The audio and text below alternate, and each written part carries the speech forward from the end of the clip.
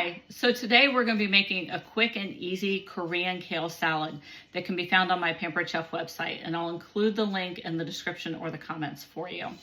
So we're going to start with a bowl of kale. This is 6 ounces of kale. Look how much that is there.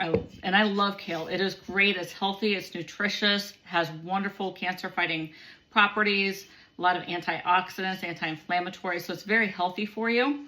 And we're going to make it, a really good dish for you to enjoy.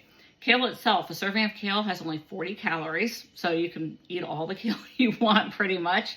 It has 3 grams of dietary fiber, which is about 11% of the recommended daily allowance. Might surprise you that a serving of kale has 4 grams of protein. So a lot of people think that protein, only comes from dairy, from animal products, and that's not true. All plants have protein. The least amount of protein, you're going to have problems getting enough protein if you're focused on fruits, but if you're focused on plants like beans, vegetables, grains, those all have protein in them, and that adds to your protein intake. So like I said, a serving of kale has 4 grams of protein in it. It also has 10% of your calcium RDA and has iron and potassium, so a lot of great nutrients in there. And like I said, going back to the fiber, lots of great dietary fiber. We've seen an increase in rates of colon cancer. And one of the ways to prevent colon cancer is to get a lot of fiber in your diet. I've got a family history of it, so I really try to watch how much fiber I get to make sure I get enough. And it's one thing I don't think we talk about is getting enough fiber in our diet. So this is a great start with our kale. And I am going to, let's see here. I'm going to make the dressing. The instructions say to go ahead and put all the ingredients on there, but I'm making one adjustment to the dressing, which means I'm going to be actually mixing it up here in my prep bowl. So we're going to take a clove of garlic and we're going to mince that. Okay, scrape this down. I love garlic too. Lots of great flavor, and it has a lot of good for I think digestive health, and a lot of great nutrients in it for your overall health. And we're going to do 2 tablespoons of low sodium soy sauce. Pull that here. Put that open.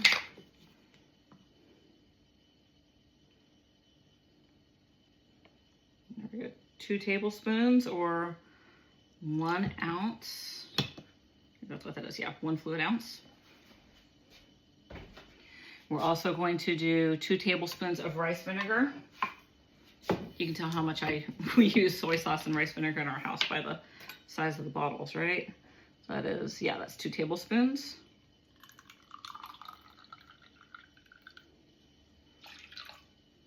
There we go. Okay, and the way I am changing this up is it calls for sesame oil.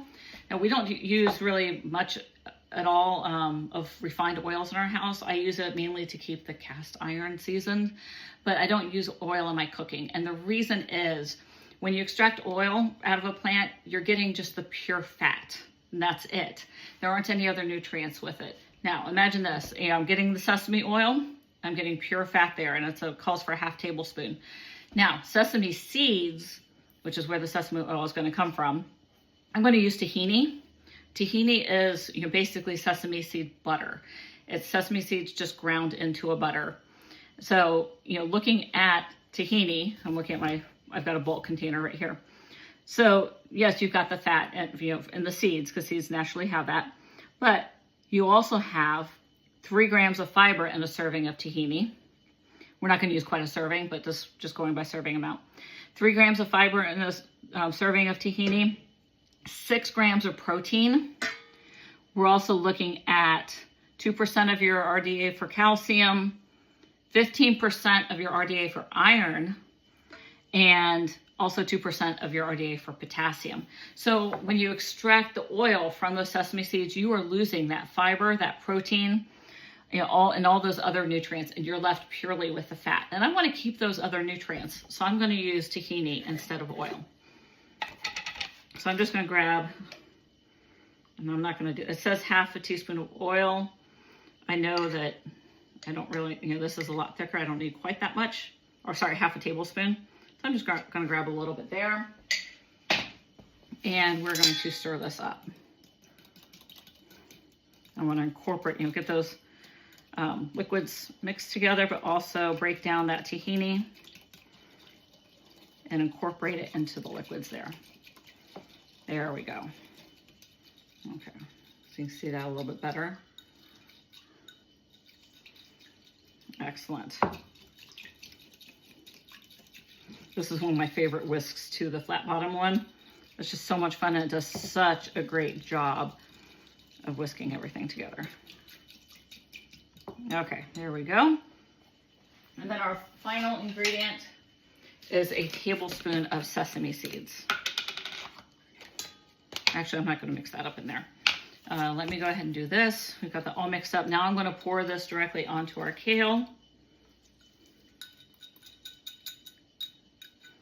Awesome. And then I'm also going to do the sesame seeds, just pour that directly onto our kale as well. Now to finish this up, I'm actually going to get my hands a little dirty. That's why I pull my sleeves up to keep them out of the way. And we are going to mix this all up with our hands. When we do that, when we mix the kale up with our hands, we're breaking it down a little bit, especially with the vinegar. And that makes it easier to digest, almost like we've cooked it. So it makes it easier for our bodies to work with. I'm just going to give that a good mix.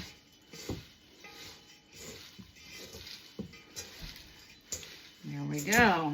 Awesome.